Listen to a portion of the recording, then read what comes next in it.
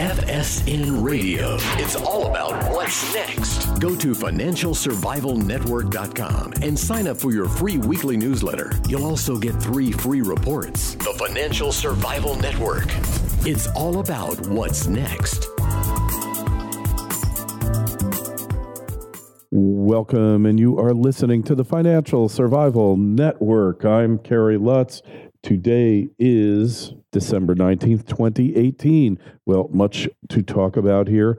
Market is up. That is the Dow Jones. Usually when we refer to the market in the media, unless we say otherwise, we're talking about the Dow Jones average up around 245 points at 1 o'clock in the afternoon. Well, has it peaked? Is it going higher? All good questions. But first, as always, we invite you to join the show. Email us, kl@kerrylutz.com. Well, person you're about to hear from writes an investment newsletter called The Hard Truth Magazine, and you bill it as the crossroads of investing, politics, and the economy. I'm not quite sure where those roads exactly cross, but John Truman Wolfe is with us now, and welcome to the show. Kerry, thank you so much. Pleasure to be with you. So, market, has it peaked, or is Trump going to pull another rabbit out of the hat? I don't know. He pulls a lot of rabbits, but I've been following it for some time, and in my view, it's topped. It was, it's been a roller coaster up there, extremely volatile. Last week down 500, then down another 200, and then this week up 200, and now today up another 240 or something. But I think that's a distribution, Kerry. That kind of volatility is just, it's very indicative of a top. This market has roared since March, April 2009. So we've got 9+ years. And yes, I think it's topped. Doesn't mean it's going to go straight down. Never does. Markets never go straight up or straight down, but I think it's topped. Well, being that it's gone up so much over the past 10 years, quadrupling and then some, one could say that if we have a bad recession or things really, start to unravel, we could see major declines, maybe 60, 70%. Is that possible? I think so. I think it's very possible. The Trump economy has done marvelously, frankly. The partisan issues aside, it's done well. That said, I think the banking industry is in trouble. They are pregnant with these derivatives, these interest rate derivatives, in the hundreds of trillions, Kerry, and it makes the banks, the big banks, the New York City banks, very susceptible to somebody sticking a pin in that derivatives balloon. There are $1.2 quadrillion worth of derivatives on the planet, mostly in banks, insurance companies, and so forth. About 75% of that are what are called interest rate swaps, which are nothing other than bets on the direction of interest rates. And it makes the banks very, very volatile. I think that's one major factor that could, that could turn things south. Interesting. So the banks are theoretically in better position, but I just read that Citibank lost $180 million on a loan to a foreign Asian hedge fund. They've got all these loans out to these hedge funds, and the hedge funds, by their nature, are levered vehicles. Is that going to come into play here as well? Well, that's an example of some of these major city banks. The risk factor. I think Trump is screaming at the Fed not to raise rates.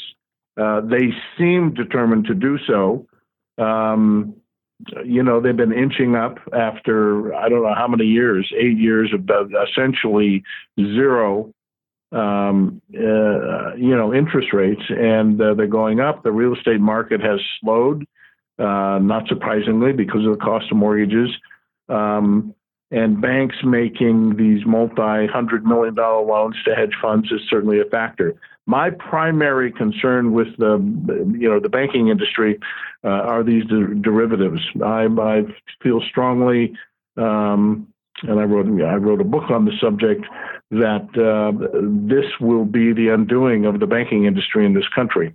I recommend people place their money in smaller, independent regional banks, because it's the big New York money center banks that are full of these derivatives.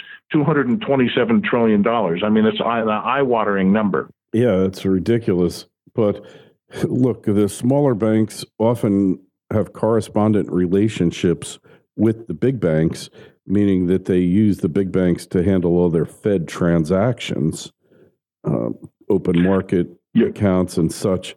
So is any bank realistically going to escape this?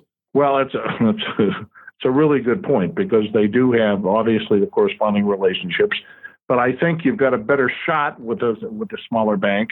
Obviously, it depends on how deep the relationship is with the correspondent bank, and if they've got significant amounts of their reserves on deposits with the bigger banks. Typically those correspondent relationships, facilitate things like wires and that kind of thing. So if that bubble breaks, frankly, I think we're going to see a very, very rough time here. Whether big banks or small banks, I mean, I think it's going to be uncomfortable as hell, frankly. Yeah, well, and it's possible that no bank will escape unscathed. Or is the Fed going to intercede and do what they did in 08 and 09, just start writing checks and till everybody has money? Well, that's certainly a possibility. My opinion is that if we have a major crash in the derivatives market, and this is just an opinion, obviously, but I think there'll be a bank holiday similar to in the 1930s, and the banks will close down for a period of time, something on the order of maybe a couple of weeks or a few weeks or something like that. You know as well or better than I do, this country lives on credit. If you can't access your ATM or your MasterCard or your Visa, it's the way people live today. So I think that's more likely, than the Fed writing checks. Although the Fed may write checks, I think the real problem will be the constricted credit. Yeah, well, supposedly, John, after the recession of, when was it, 08, 09, the food trucks that carry the food to the supermarkets were 3 days away from not going anymore because none of the trucking lines could get letters of credit. And without letters of credit, they can't ship because everybody has to get paid along the way. And there was banks guaranteeing those letters, right? So we see something like that, because if the government doesn't backstop them again, we'll just have pandemonium. We'll have pure chaos in the streets. Yeah, that's a very good point. I wasn't aware of the specifics of the food trucks, but that's a great and classic example of what happens if credit dries up suddenly, which is what happened in 08 and 09. I don't like being the bearer of bad news. On the other hand, I don't want to be an ostrich and stick my head in the sand. And these guys make gazillions of dollars trading these derivatives, while places like JP Morgan Chase and some of the big European banks, get accused of and pay fines for manipulating interest rates. The huge LIBOR scandal a few years ago, and then there was something recently in the financial press. So, I just think we're sitting on a powder keg here. Yeah, it certainly feels that way at times. And we managed to get through the past 10 years, though, fairly unscathed.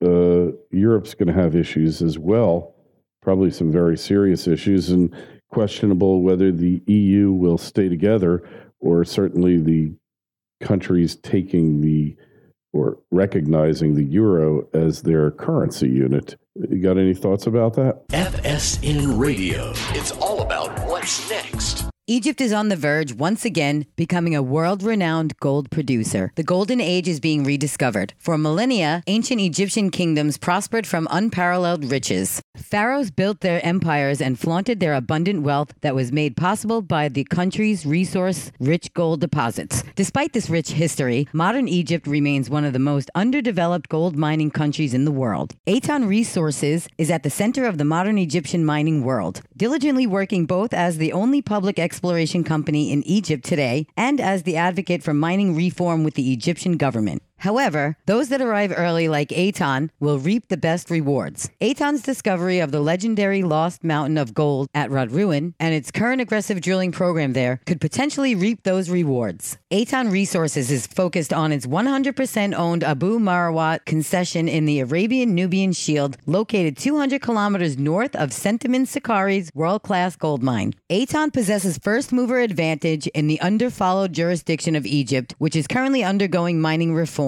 To stay on top of Aton's latest drill results and news, go to atonresources.com. Aton trades on the TSX-V under the ticker AAN and on the OTC under the ticker ANLBF. The Financial Survival Network. It's all about what's next. Well, Mario Draghi, the chairman of the European Central Bank, has been doing exactly what Bernanke did going back a few years. He's been writing, like you mentioned, he's been writing checks like there's no tomorrow, trying to handle the banking problems in what are generally referred to as the pigs. Portugal, Ireland, Greece and Spain. Spain, yeah, correct. So, they've got their banking crisis looming as well. Whether or not I'm not a fan of his, he's implemented this policy called bail-ins. I'm not sure if you're familiar with that. Oh, sure. But bail-ins are a process whereby a bank that's in trouble has the right to take depositors' money and convert it to bank stock. This is a clever, quote, plan, unquote, pushed by the Bank for International Settlements in Basel, Switzerland, which is really the godfather of the global financial mafia. I call the global financial mafia. All 55 central banks on the planet belong to the BIS. Most people have never heard of that bank. And they have implemented, Mario Draghi in Europe has implemented this bail-in policy, whereby if a bank's in trouble, it takes depositors' money and converts that money to bank stock.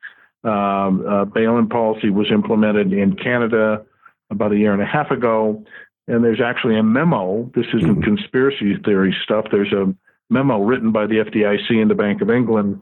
People can see it online, which documents how bail-in policy would work here. So one begins to wonder, why did the Bank for International Settlements implement this policy that if a bank's in trouble, they can take depositors' money?